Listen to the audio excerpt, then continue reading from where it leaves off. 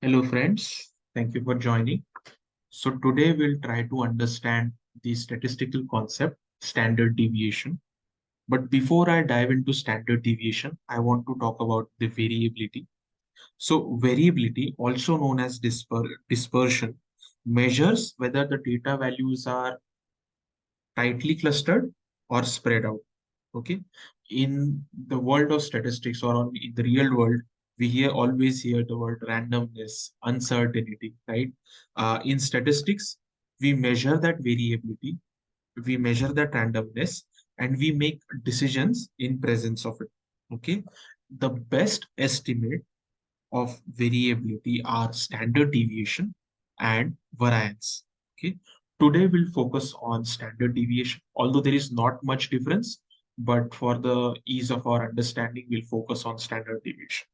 So standard deviation says how far my observations are from my average.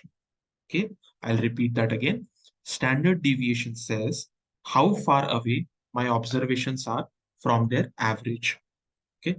It is often helpful to think of a way as list of number spread out around average. So if you see over here, okay, so these numbers are closely clustered and these numbers are spread out. Okay. So if you see the standard deviation, since what the definition says, that it says how far away my observations are from the average. So since if we take the average from this cluster, it will be somewhere over here. And since most of the observations are closer, we say those are the tightly clustered observations. Now, if I look at this chart and if I try to calculate the average would come somewhere between here. And I see that relatively the first chart that we looked at, here the observations are widely spread out. And hence, if we calculate the standard deviation of all these two cases, the standard deviation would be higher in the spread out scenario.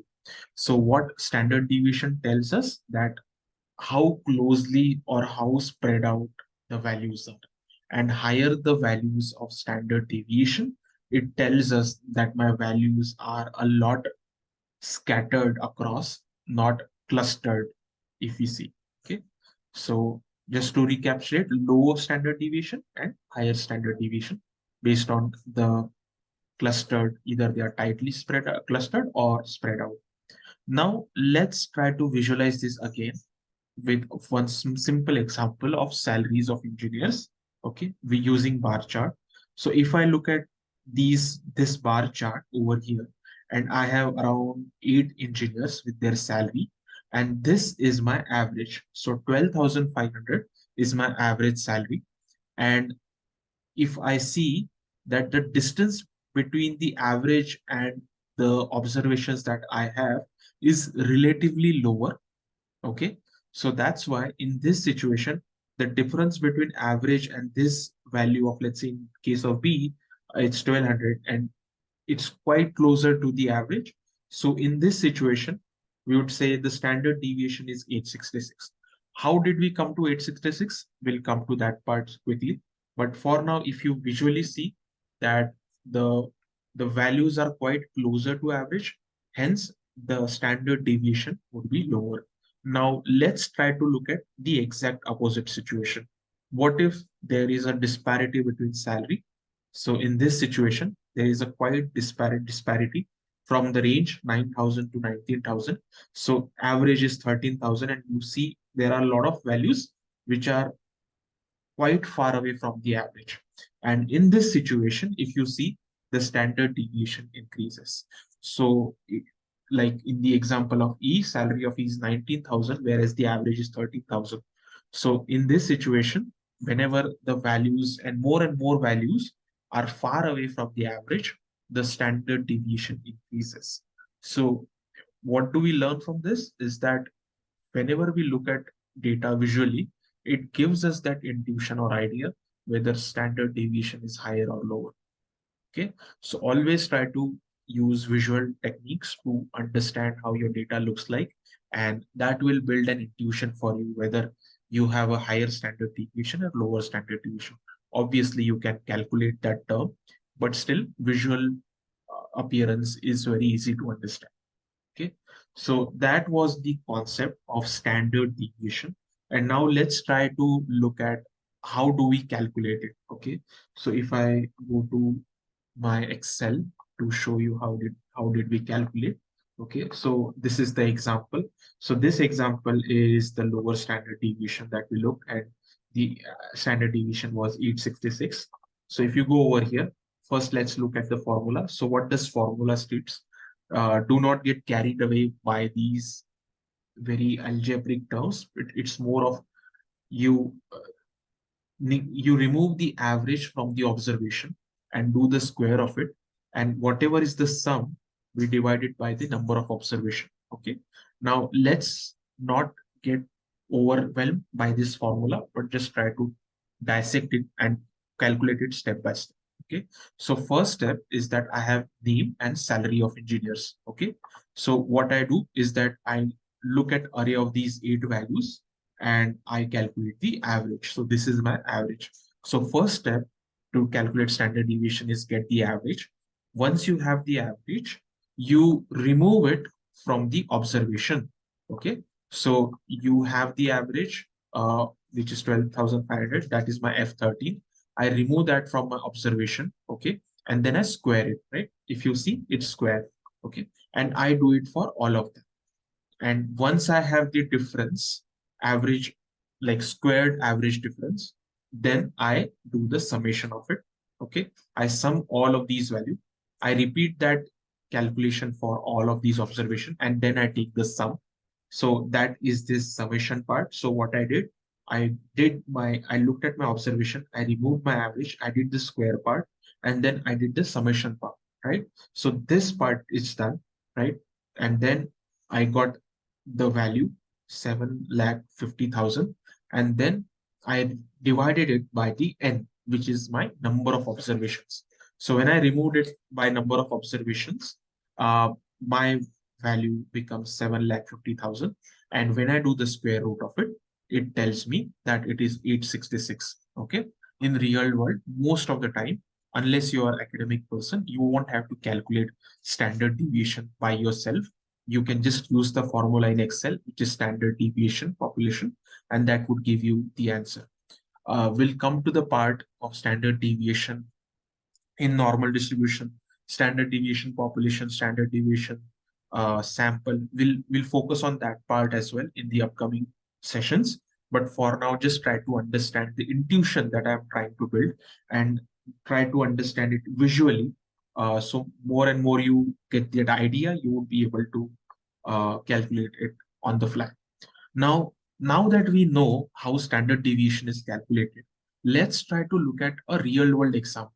Okay, so imagine yourself as a retail store owner of the water bottles. You are in the packaged water bottle business, and you want to make sure that your customers' orders are fulfilled on time. Okay, so whatever amount of order that they place, you want to make sure that you fulfill that order. So how do you do it? So we can solve this problem using standard deviation.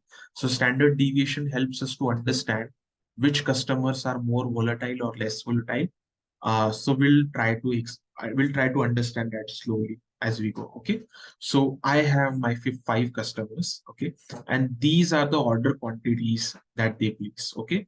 So it's in the range of 1,500 to 1,300, or we can say 1,200 to 1,500. In that range, they place the order. So for now, I keep the order quantity same across all. Okay. So the idea is that we want to identify which customers are more volatile and which are less volatile. Okay. So what we do is that we calculate the standard deviation for last 6 months, and then we divide it by average of that, and then we get the volatility index. And this volatility index tells us that whether that customer is high volatile or low volatile. So I'll show you one example. Okay. So let's say this customer A places the order in the range of 1,200 to 1,500.